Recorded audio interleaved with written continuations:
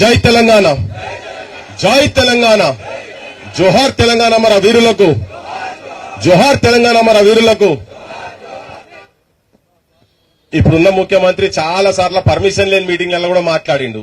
మన పర్మిషన్ తీసుకున్నాం, ఒక అర్ధగంట అటు ఇటు అవుతుంది, ఏం కాదు, అంతే కదా. మన బాధలు చెప్పుకుంటేందుకు వచ్చినాం, ఒక అర్ధగంట అటు ఇటు అవుతుంది. ఈ మీటింగ్ పెట్టే క్రమంలో మోతీలాల్ మేము మాట్లాడుకున్నప్పుడు అనుకున్నాం ఏంటంటే, నాయకుల కన్నా ఎక్కువ, రాజకీయ నాయకుల కన్నా ఎక్కువ నిజంగా నిరుద్యోగులు ఆస్పిరెంట్స్ ఎవరైతే ఉన్నారో వాళ్లతోనే మేజర్ గా మాట్లాడాలి, వాళ్ళ సంబంధించిన సబ్జెక్టే జనం లోపలికి పోవాలని. ఎందుకంటే ఇప్పుడు నిన్న మొన్న ఏమైపోయిందంటే, ఏ రాజకీయ ఇప్పుడు ముఖ్యమంత్రి కావచ్చు, వాళ్ళ మంత్రులు కావచ్చు, ఇదంతా స్పాన్సర్డ్ ప్రోగ్రామ్ అని చెప్పని ఒకటి బటగాల్సి మీద వారేసే పని చేస్తా ఉన్నారు, చేస్తారు కదా. ఎవరు ఏం పెట్టినా కానీ వాళ్ళకి పైసలు ఇస్తూ వచ్చారు. మీరంతా పైసలు ఇస్తూ వచ్చారు రైడ్కి లేదు కదా, ఎవరు ఒక్కడు కూడా రాలే కదా. అవన్నీ వెనకెళ్ళి వేరేటోళ్ళు నడుపుతున్నారని చెప్పి ముఖ్యమంత్రి ఏం లేదు, ఉట్టిగానే రేపు పొద్దుగాల కాదు సాయంత్రమే ఇచ్చి పడేస్తారు స్టేట్మెంట్. వాళ్ళంతా వేరేటోళ్ళు నడిపితే వచ్చినారు వాళ్ళని చెప్పని చెప్తున్నారు కదా. ఎవరో ఒకరిద్దరు కలిపి కోట్లలో వేసే నోటికాడ బుక్క తిన్నారని జనార్దన్ చెప్పి నేను దాన్ని రిపీట్ చేయదలుచుకోలే. కానీ ఏది కూడా మాట అంటే మాట కాదు, మాయల ఫకీరు మాట, ఆడి తప్పిన మాట అటు కాదు ఇటు కాదు అని చెప్పిన ఆంధ్రోల గురించి. ఏంటిది, మాట అంటే మాట కాదు, మాయల ఫకీరు మాట, ఆడి తప్పిన మాట అటు కాదు ఇటు కాదు. అటు ఆడి తప్పటం ఏమంటారు, ఏమంటారు ఏదో మరి నాకు తెలియదు, ఇక మీరే చెప్పాలి దాని సంగతి. కానీ ఇప్పుడు మనం ఇక్కడ కూర్చున్నది, నేను బాధతో అంటున్నా, నేను వ్యక్తిగతం కాదు కానీ నేను పబ్లిక్ ఫీల్డ్ ఉన్నా కాబట్టి చెప్పాల్సిందే. అయ్యా నువ్వే నీ రాహుల్ గాంధీ వచ్చి ఇక్కడికి వచ్చి ఉస్మానియా బిస్కెట్ తిన్నాడు, నీలోఫర్ ఛాయ్ తాగిండు, పారడైజ్ బిర్యానీ తిన్నాడు, బోత్ అచ్చాయ్ అన్నాడు, బావర్చి కూడా తిన్నాడటగో, బావర్చి కూడా తిన్నాడు. మనకు కూడా అనిపించింది, మన దగ్గరికి ఇడికే వచ్చిండు కదా, మనకు అనిపించింది అబ్బా ఇవన్నీ తిన్నాడు కదా, మనకు కూడా తీయని మాటలు చెప్పుకుంటున్నాడు, మనకు కూడా నౌకర్లు వస్తాయంటే మా ఊళ్ళు బస్సులు పట్టుకుని ఒకటే ఉరికి ఇడికెళ్ళి అలా జనార్దన్ వాయ్ విఠల్ వాయ్ అందరం పోయినాం. ఊర్లలో పోయి కడుపు పట్టుకున్నాం, కాలు పట్టుకున్నాం, గదవ పట్టుకున్నాం, అందరు పట్టుకుని ఎట్లా చేసి ఈ గద మూకొని మాత్రం దించాలరా భయపడి మన నాగం పట్టించాడు. ఆడి తప్పిండు, అటుగాడు ఇటుగాడు అని అనుకుని ఆయన ఇంటి దారి పట్టించిన, ఈయన వచ్చినాక ఏమైనా చేస్తాడేమో అని. మొదటి సంవత్సరం 2 లక్షల ఉద్యోగాలు ఇస్తా అని చెప్పిండు. ఇప్పుడు అన్ని డిమాండ్స్ అన్ని చెప్పారు, అన్ని నినాదాలు కూడా ఇచ్చిన వాటికి దానికి పోదలుచుకోలే. మా తమ్ముడు ఇంతకుముందు మాట్లాడుకుంటూ చెప్పిండు 50,000 ఉద్యోగాలు ఇస్తే చాలని, అవసరం లేదు, అట్లా కాదు. నువ్వు ఏం చెప్పినావో చేయాలని చెప్పాలి, నేనైతే అంటున్నా, కరెక్టా కదా. నువ్వు 2 లక్షలు ఉన్నాయా సంవత్సరానికి, మొదటి సంవత్సరం 2 లక్షల ఉద్యోగాలు అన్నాడు కదా, ఉన్నాయా అని అడుగుతాం కూడా తీసిమార్క్ అని లెక్కావు, నేను నల్లమల పులిబిడ్డానని చెప్పని మీసాలు తిప్పి మాట్లాడింది కదా. మరి ఏమైందా నీ సంగతి ముఖ్యమంత్రి? నీ 2 లక్షల ఉద్యోగాలు ఏదైనా అడగాలి, మాకు 50 ఇస్తే చాలని కాదు, అది కొత్త దుఃఖం వద్దు మనకు. నువ్వు ఏం పెట్టినావో అది కావాలి, ఏం జాబ్ క్యాలెండర్ ఏం పెట్టినావో అది కావాలి. నిన్న మొన్న చెప్తున్నాడు ఉపన్యాసం మైక్ పట్టి దంచిండు, ఏంది 1,60,000 ఉద్యోగాలు ఆల్రెడీ ఇచ్చేసినా అని చెప్పేసిండు ఆయన. ఇది నిజమా అబద్దమా? నిజమా అబద్దమా? అబద్దం కదా. 2 లక్షల ఉద్యోగాలు ఇచ్చిండు కదా, ఇస్తా అని చెప్పిండు కదా, వాడు ఆడి తప్పిన ఏమనాలి? అటు కాదు ఇటు కాదు, ఈయన ముచ్చట్లు, ముఖ్యమంత్రి ముచ్చట్లు అట్లనే ఉన్నాయని. మా జనార్దన్ మంచి ఆవేశంగా చెప్పిండు, నువ్వు తీసుకుంటావా ఊరికి నేను తీసుకుంటా అని. ఆయన గట్టికిన వాడి పోలీసు వాళ్ళు చుట్టుపక్కల లేకుండా తటబర పట్టుకుని స్టేట్ బయటకు పోతాడు, మహబూబ్నగర్ వాళ్ళు కూలి పని చేసుకుంటారు, వాళ్ళు బతుకు జరిగిపోతే ఈయన ప్రాణం భయంతో ఉరకాలి. ఇక ముఖ్యమంత్రి ఉంటాడా? అయినా ఉంటాడా పోలీసు వాళ్ళ దగ్గర లేకపోతే? ఓ అన్న బస్సులు గీసులు అని చెప్పక ఇప్పుడే బస్సులు తలగబెట్టుడు ఇవన్నీ కాదు, మన పంత కాదు అది. ఇప్పటికే వాళ్ళు చూస్తున్నారు, ఈ పర్మిషన్ ఇచ్చినందుకు నానా హరిగోస రాత్రి దాదాపు 10:30-11 గంటల వరకు గోస ఉచ్చుకున్నారు. మనకు ఆ భాష అవసరం లేదు, మన బస్సులు తలగబెట్టేది లేదు, ఎవరిని కొట్టేది లేదు. మనకున్నటువంటి అది మన ఆస్తే, మళ్ళా మనకున్నటువంటి ఆయుధము ఓటు ఆయుధం. ఆ ఓటు ఆయుధంని చైతన్యవంతులు చేసుకోవాలి, మన జనాలను మనం చేసుకోవాల్సిన అవసరం ఉన్నది. ఒకటి పక్కా చెప్పేది ఏంటంటే, అన్ని మనం వాళ్ళ చేతికిచ్చి లాస్ట్ కు మన చేతులలో ఉండాల్సినటువంటి ఆయుధాలు, గ్రాడ్యుయేట్స్ కావచ్చు, టీచర్ ఎమ్మెల్సీలు కావచ్చు, 5,000 రూపాయలకు అమ్ముడు పోయినవా లేదా? మొన్న పోయినరా 5,000 రూపాయలకు. మరి పైసలు ఇచ్చినోడు వాడు పైసలు గలపెట్ట చదువుకుంటుంది కూర్చుంటారా? లేకపోతే నీ నా గురించి ధర్నా చౌక్ వచ్చి ధర్నాలో మాట్లాడాలనుకుంటారా? పైసల గురించే చూసుకుంటారు కదా, ఎవరేం చేసినా గదే పని చేస్తారు. గ్రాడ్యుయేట్స్ కూడా అమ్ముడు పోయి పైసలకు అమ్ముడు పోతున్నారు కాబట్టి మనకి అది దుస్థితి ఉన్నదని చెప్పని నేను అనుకుంటున్నా. విఠల్ చెప్పిన దానికి ఒకటి క్లియర్ గా నేను కూడా ఏం చెప్తున్నా అంటే, మేము ఆల్రెడీ నినాదం స్టార్ట్ చేసినాం. ఎక్కడెక్కడనైతే గ్రామాలలో ఇప్పుడు గ్రామ పంచాయతీ ఎలక్షన్స్ వస్తున్నాయి, గ్రామ పంచాయతీ ఎలక్షన్స్ లలో సర్పంచులు కావాలి, సర్పంచుల బిల్లు కూడా ఇస్తలేరు వాళ్ళు. మీరు ఇవన్నీ ఎందుకు? మీ ఉద్యోగాల గురించి చెప్తున్నారు కదా. ఈయన ముఖ్యమంత్రి కాకముందు చెప్పిండు అమరుల కుటుంబాలు, అమరులు చనిపోయిన వాళ్ళు ఎంతమంది, ఎంత, అంతే కదా. ఆయన కూడా గదే లెక్క చెప్పిండు, పోయిన ఆయన కూడా అసెంబ్లీలో గదే చెప్పిండు. కేసీఆర్ అంటే ఆయన కూడా అసెంబ్లీ సాక్షిగా చెప్పిండు. మాస్తు మాటలు మాట్లాడడం మనం కూడా మంచిగా వింటాం. 4-5 పేర్లు చెప్తాడు. ఢిల్లీలో చచ్చిపోయిన యాదవ్ గురించి చెప్తాడు, కానిస్టేబుల్ కిష్టయ్య గురించి చెప్తాడు, ట్రైన్ కట్టపోయిన సుమన్ గురించి చెప్తాడు. చెప్పగానే మనకు అనిపిస్తుంది అబ్బా నిజంగానే మన మనసులో మాట ఏం చెప్పిండు భయ్ మన మానవుడు అని ఆయన నమ్మితివి. వచ్చినాక ఈయన నమ్మే లెక్కేంద్ర ఆయన లెక్క తీరిన 1200 మంది ఎక్కడ పోయారు అంటే 100 రోజుల లోపట, నేను వచ్చినాక 100 రోజుల లోపట అందరి తీస్తా, లెక్కలు తీసి ప్రతి ఒక్కరికి ఉద్యోగం ఇస్తా అన్నాడు. ఇంటికో ఉద్యోగం ఆయన చెప్పిండు, 2 లక్షల ఉద్యోగాలు ఈయన చెప్పిండు. ఆయన ఇయ్యలే, ఇగో ఈయన ఇయ్యలే, ఇద్దరు ఇయ్యలే. ఇద్దరు ఆడి తప్పిన వాళ్ళు ఏంటిది, జర గట్టిగా నిర్భయ వాళ్ళు ఆడి తప్పిన మాట. 610 జీవో ఆగమాగం చేసిండ్రు, రాష్ట్రపతి ఉత్తర్వులు ఉత్తమాట చేసిండ్రు, అంతే కదా. గిర్గిలానీ కమిషన్ ను గిర్ర తిప్పిండ్రు, ములికి నిబంధనను మూలకేసి నూకిండ్రు, అల్క ఉండమని చెప్పి అన్నిట్లా ముంచిండ్రు.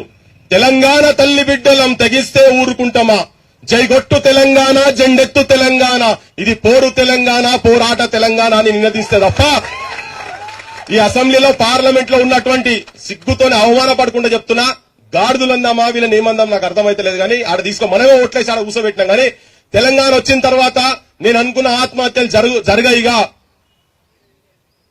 ఆత్మహత్యలు బంద్ అవుతాయి, పోలీస్ లాఠీలు ఈ విద్యార్థి యువకుల మీద తలగాయని అనుకుంటే అశోక్ నగర్ సాక్షిగా పోలీస్ లాఠీ దెబ్బలు పడుతున్నాయి, అశోక్ నగర్ సాక్షిగా ఆత్మహత్యలు కూడా జరుగుతున్నాయి. అక్కడ కూర్చున్నటువంటి నేను ఆ పేరు తీసుకోదలుచుకోలేదు, ఒకటే ఉదాహరణ నేను చెప్పినా మళ్ళా కూడా చెప్పదలుచుకునేదంటే ఒక నిరుద్యోగ చెల్లె ఆడ ధర్నాలో కూర్చున్న తెల్లందాకా కూర్చున్నారు, తెల్లందాకా మొత్తం జనార్దన్ ఉన్నాయిడా తెల్లందాకా కూర్చున్నాడు. ఆ ఫోటోలు కూడా అన్ని ఉన్నాయి, మీరు బహుశా చూసుంటారు.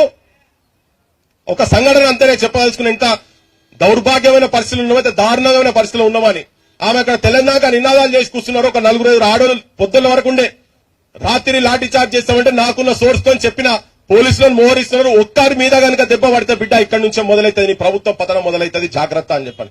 పోత జనాలను మొత్తం నింపిపెట్టి అశోక్ నగర్ లో మొత్తం తెలంగాణ ర్యాపిడ్ యాక్షన్ ఫోర్సులు చాలా తెలంగాణ కూర్చున్నావాడ రోడ్డు మీద పక్క కూర్చున్నాం. ఎందుకంటే మా అసంటోళ్ళు కనబడితే కూడా వెనకకెళ్ళి ఎవరు లేపుతున్నారని అంత ఎవ్వరిని పెట్టగానే మీరే మాట్లాడారని మీరే ఉన్నారు, మీడియా కూడా అంతా వాళ్ళే మాట్లాడారు. అయితే దాంట్లో కూర్చున్నామే సివిల్స్ కు ప్రిపేర్ అవుతున్నది, కలెక్టర్ కావాలి, ఐఏఎస్ కావాలి అని చెప్పి అనుకున్నటువంటి చెల్లె ఈ ధర్నాలకు సంబంధించినటువంటి పైసలు ఒక 500-600 డొనేట్ చేసింది పోతుంటే ఆ విజువల్ మీడియాలో అక్కడిక్కడ వచ్చిందని చూసి ఎంక్వైరీలకు చెప్పి పోలీసు వాళ్ళు ఆ చెల్లె ఆఫీస్ కు పంపించిండు రేవంత్ రెడ్డి. నువ్వు ఎట్లా పోయినావు, ఎట్లా ఇచ్చినా ధర్నాల తెలంగాణ ఎట్లా కూర్చున్నావు, మీరు అందరు చూసుంటారు, ఆ విజువల్ చూసుంటారు. దండం పెట్టి వేడుకుంటున్నది, దయచేసి మీరు పోండి, నన్ను ఎందుకు ఇట్లా చేస్తున్నారు, నా జాబ్ పోతుంది, నేను చదువుకోవాలి, ప్లీజ్ ప్లీజ్ ప్లీజ్ అని మెట్లకుంటా పోతుంటా కూడా ఆ చెల్లెని పట్టుకొని గుంజే ప్రయత్నం చేస్తుంటే విజువల్ మొత్తం తెలంగాణ మొత్తం పోయింది. కొంత వాళ్ళ ఇంట్లో చూడంగానే భయపడి ఇది ఎక్కడి కథ, ఇంట్లో కూడా బెదిరించిండ్రు. ఇది నేను పోలీసుల గురించి మాట్లాడుతున్న ప్రభుత్వ వైఖరి, ఇది రేవంత్ రెడ్డి వైఖరి. పోయి ఇంట్లోకి చెప్పంగానే వాళ్ళ పేరెంట్స్ వచ్చి అమ్మాయిని తీసుకొని ఇంటికాడ కూర్చోబెట్టారు. 3-4 నెలలు తన ఇంట్లోకెళ్ళి బయటికి వెళ్ళలే. వీళ్ళంతా కోర్టుల చుట్టూ తిరుగుతూ ఉంటాయి. శృతి కావచ్చు, మన మహబూబ్ నగర్ సరే ఇంకో ప్రత్యూష వీళ్ళందరూ ఆడపిల్లలతో కొంతమందితోనే తన ఫోన్ చేసి చెప్పింది, మీరే మీ ఇంట్లో మీ పేరెంట్స్ అట్లీస్ట్ మిమ్మల్ని బయటికి తిరగడానికి అలౌ చేస్తున్నారు. ఎప్పుడైతే మా ఆఫీస్ దగ్గరకు వచ్చి పోలీసు వాళ్ళు రాగానే వాళ్ళు నౌకరు తీసేసిండ్రు, నాకు జీతం లేదు, ఇంట్లో మీద డిపెండ్ కాకుండా నేను చదువుకున్న పేద కుటుంబం, చాలా చిన్న కుటుంబం. నేను చెప్పదలుచుకున్నది ఏంటంటే నాకేదో ఆస్పిరేషన్స్ ఉండే నన్ను ఇంట్లో కూర్చోబెట్టిరు, పెళ్లి చేస్తా అంటారు, నాకు మానసికంగా నాకేం చేయాలి అర్థమైతలేదని చెప్పని చూసి ఒక 4-5 మంత్స్ అట్లనే గడిపి మానసికంగా డౌన్ అయ్యి ఆత్మహత్య చేసుకొని చచ్చిపోయింది. ఈ సావు కారణం ఎవరు? శవాలై ఊరేగుతున్నారమ్మా రైతన్నలు, నడి సేన్లలో సమాధులైనరమ్మా కూలన్నను అని కూడా చెప్పుకుని తిరిగితే ఇలా శవాలై ఊరేగుతున్నారమ్మా విద్యార్థులు, నిరుద్యోగులు, నడి సేన్లలో సమాధులైనరమ్మా యువకులు అని చెప్పుకుంటే ఇవాళ తిరగాల్సిన పరిస్థితి ఏర్పడ్డది. ఇదంతా మనము అజాగ్రత్తగా ఉండి ఇవాళ ఈ మీటింగ్ ఇక్కడ పెడుతందుకు ఎన్ని అడ్డంకాలంటే నిజంగా మోతీకి ఆ టీం కు చెప్తున్నా నేను, చాలా హార్డ్ వర్క్ చేసి వ్యక్తుల మీద ఉట్టిగానే మన్ను పోసే పరిస్థితి తీసుకొచ్చి పెట్టిండ్రు పాలిటీషియన్స్, రాజకీయ నాయకులు. వీళ్ళు వాళ్ళనే ఏం కాదు, అందరూ ప్రతి ఒక్క అసెంబ్లీలో కూర్చున్నటువంటి మెజారిటీ పాలిటీషియన్స్ మొత్తము బ్రోకర్లు, జోకర్లు, లోఫర్లు. ప్రతి దందాల వాటా ఉన్నది. ఇసుక దందాల వాటా. బెల్ట్ షాపులు బంద్ చేస్తామన్నారు, బెల్ట్ షాపులు ఉన్నాయి. బడులు బంద్ చేసిన బడులు తెరుస్తామన్నారు. ఇప్పటివరకు తెరవల బిల్లు వచ్చినా కూడా వేల కొద్ది బడులు బంద్ అయినాయి. మీ అందరికీ ఎరికే నేను అబద్ధం చెప్తే చెప్పు. ఊర్లలో గాంజాయి తాండవం ఆడుతుందా లేదా? గాంజాయి తాండవం ఆడుతుందా లేదా ఊర్లలో? గాంజాయి కూడా కనీసం గాంజాయి బంద్ చేసేందుకు కూడా నీకు పైసలు కావాలి. నాకు అర్థమైతలేదు ముఖ్యమంత్రి. నా దగ్గర ఏం లేవు, నేను బడలేపి తిరుగుతున్నా, నన్ను పోసుకో. ఎవరు తింటాడా ఆయన? నువ్వు మేకవా గొర్రెవా తింటందుకు? దేనికి ఎక్కడికి వస్తుంది? ఆ గొర్రెలు రావాలి నేను తింటందుకు. అంతే కదా, వాళ్ళకు కూడా పనికి వస్తలేదు. ఎందుకంటే పోయినాయనకు చెటాకుండే, ఈయనకు దేడి చటాకు ఉంటది గోసి. అంతకన్నా గోసి ఈయన కూడా ఎక్కువ ఉండదు. మాటలు మాట్లాడే ముందు ముఖ్యమంత్రి ఒక బాధ్యతాయుతమైన పొజిషన్ లో ఉన్నావు నువ్వు కాబట్టి చాలా జాగ్రత్తగా మాట్లాడాలి. నీ చేత కాకపోతే, నీతో కాకపోతే కాలి బిందెలు లంకె బిందెలు ఉన్నాయనుకున్నా, కాలి బిందెలు ఉన్నాయని చెప్పని అనుకున్నావు కదా, వచ్చి రాజీనామా చేసి పక్కకు. నీకు పైసలు కావాలనుకో దా రఘు దగ్గర రా రేపు పొద్దుగాల. ఎన్ని భూముల కుంభకోణాలు తీస్తున్నాడు? 1000 కోట్ల కుంభకోణాలు తీస్తున్నాడు. 1000 కోట్లు మీరు చూస్తున్నారో లేదో నాకు తెలియదు. తెలంగాణ సమాజం మొత్తం చూడండి, దీంట్లో వస్తున్నాయి. కాలేజీ టీవీలో కూడా వస్తున్నాయి. భూమి కుంభకోణాలు ఒక్కొక్కటి 1000 కోట్లు, 30,000 కోట్లు, 40,000 కోట్లు, 20,000 కోట్లు చెరువులకు మొత్తం కుంభకోణాలు చేసి చూపిస్తున్నారు కదా. నీకు పైసలు ఎట్లా కావాలో రా రఘు దగ్గరకు వచ్చి కూర్చోరు. మీ మంత్రిమండలి, మీ ఫైనాన్స్ మినిస్టర్, ఇంకెవరన్నా వచ్చేదంటే పోటుగాని అందరూ వచ్చి కూర్చోరు. అన్ని ఉన్నాయి, మొత్తం లెక్కలతో సహా ఉన్నాయి. అరే బొక్కల పడేస్తారా ఆయన అడుగుతున్నాడు. నువ్వు మిట్టల సంగతి ఏంది, నీ సంగతి ఏంది, జేఎస్ రంజన్ల సంగతి ఏంటిదని. అంతకుముందు ఆయన తిట్టిండు, మళ్ళీ అదే ఆఫీసర్ దగ్గర పెట్టుకున్నాడు. ఇదంతా చెప్పేది ఏంటంటే ముఖ్యమంత్రి మాట్లాడుతున్న మాటలని బోకస్ మాటలు, బక్వాస్ మాటలు, బద్మాష్ మాటలు. తెలంగాణకు పైసలు లేవని కాదు, వీళ్ళు పందికొక్కులోనే తింటున్నారు, తినమరిగింది కాబట్టి ఇదే ముఖ్యమంత్రి చెప్పిండు. నేను కడుపు కట్టుకుంటే ఒక్క సంవత్సరంలో 40,000 కోట్ల రూపాయలు నా 420 స్కీమ్ ఇట్లా ఇచ్చేస్తానని నేను చెప్పిన మాటనా? ఎవరు చెప్పారు? చెప్పిండు కదా రేవంత్ రెడ్డి. మరి వాళ్ళు ఎందుకు నన్ను కోసుకొని తింటే కూడా పైసలు ఏం లేవని ఎందుకు మాట్లాడుతున్నాడు? పెన్షన్ల పైసలతోటి ప్రపంచ పోటీలకేమో రెడ్ కార్పెట్ వేసి వాళ్ళను, ప్రపంచ అందాల పోటీలకు రెడ్ కార్పెట్ వేస్తున్నారు. వాళ్ళకేంది సిల్వర్ పల్లెలతో కాళ్ళు గడిగిరట. ఆడగడిగిరో మరి మన ఇళ్ళలో మాకైతే తెలియదు కానీ ఈయన ఈ పైసలు ఇవన్నీ అవి ఎన్ని కోట్లు అయితే ఏందో మనకు ఎరకలే. ఇక ఆఖరికి అవనైతే ఇజ్జత్ తీసిపోయింది. అసలు తెలంగాణ ఏం చేస్తున్నారు? ఒక్కొక్క సూపులు ఎట్లున్నాయన్న సంగతి ఈ సూపులు కలిపిన శుభవేళ ముచ్చట్లు కూడా చెప్పిపోయింది, ఆమె చెప్పుకుంటూ పోయింది. సరే ఆడన పోని గాని తెలంగాణలో ఆత్మహత్యలు బంద్ చేయాలంటే మాకేం తిక్కబుట్టి మాట్లాడతలేం కదా. మాకేం తిక్కబుట్టి ఎందుకు మాట్లాడాలి? తిక్కబుట్టి ఎందుకు మాట్లాడాలి? మేము ఫస్ట్ తెలంగాణను మొదలు పెట్టినప్పుడు, యూనివర్సిటీలో మొదలు పెట్టినప్పుడే చెప్పారు, గిళ్ళకి అంతేం పని లేదు, పృథ్వీరాజ్ గిరిరాజులకు 369 చచ్చిపోయినాక మళ్ళీ తెలంగాణ ఎక్కడదా, వీళ్ళకి బాగా సోకున్నది, పోలీసు వ్యాన్లలో పోవాలి, జై అనాలి, అన్న పోయి సెల్లలో పోవాలి, వాడు పెడితే టిఫిన్ చేసి మళ్ళీ బయటికి రావాలి, వీళ్ళకి సోక్ అయిందని చెప్పారు. మేము అనుకున్నాం అట్లనే అనుకోండి రా భాయ్, పిచ్చోల సంఘం అనుకోండి, తెలంగాణ పిచ్చోల సంఘం అనుకోండి. ఆ తెలంగాణ పిచ్చోలతోనే తెలంగాణ వచ్చింది. మనందరం పిచ్చోలం కనుక ఇక్కడ కూర్చున్నాం. ఈ తెలంగాణ పిచ్చోలతోటే రేపు తెలంగాణ భవిష్యత్తు ఉంటుందని చెప్పదలుచుకున్నాను. మీకు నాయకులు చెప్పగానే ఊరుకుడు కాదు. మా హరికృష్ణబాయి కూడా చెప్తున్నా, మొన్న ఓట్లు అటు ఇటు కాగానే టీఆర్ఎస్ చుట్టూ తిరిగిందని తెలిసింది. నాకు తెలియదు ఎంతో ఏందో గానీ అరే ఉన్నది చెప్తున్నా భాయ్ సాబ్, ఉన్నది చెప్తున్నా. తెలిసిందట్లా జర గురించి ఎవరి గురించి మాకేది లేదు. అందరు దొంగలు ఉన్నారు తెలంగాణ రాజకీయ వ్యవస్థ లెక్క. ఇప్పుడు కవిత గురించి చెప్పి మా వీటల్లో వచ్చి రేపు పొద్దుగాలు నినాదమే బరాబర్ ఇస్తుందాం ఇక్కడికి వచ్చి కూర్చోని. కానీ నేనేమంటున్నా, అది కూడా ఆయన చెప్పిన కేసీఆర్ చెప్పినట్టుగానే లంకలో పుట్టినటువంటి అన్ని ఏంటి రాక్షసులే. అది కూడా కేసీఆర్ కవిత అంటే ఆమె కూడా రాక్షసే. ఆమెను కూడా నమ్మాల్సిన అవసరం లేదు. నిజంగా నాయకులు కావాలంటే ఇగో ఇక్కడ కూర్చున్నారు కదా, ఇగో వీళ్ళని తయారు చేద్దాం. ఈ కవితలను, సరితలను, అనితలను మర్చిపోదాం జర దయచేసి. వాళ్ళకి ఎవరికి హక్కు కూడా లేదు. వాళ్ళు చాలా బచ్చగాళ్ళు. తెలంగాణ ఇవాళ కవిత ఎందుకు వచ్చి మాట్లాడుతున్నది? ఇంట్లో పోరున్నది కాబట్టి బయటకు వచ్చి మాట్లాడుతున్నారు. రేపు వచ్చేస్తుంది. మీరు అనగానే విఠల్ పిలిచిండు, ఇక్కడ రఘు కూడా ఇంటర్వ్యూలో చెప్పిండు, నువ్వు వచ్చిన ధర్నాకు రానగానే రేపు ఆమె ముందుకు వచ్చి ఇక్కడ కూర్చొని చేస్తుంది.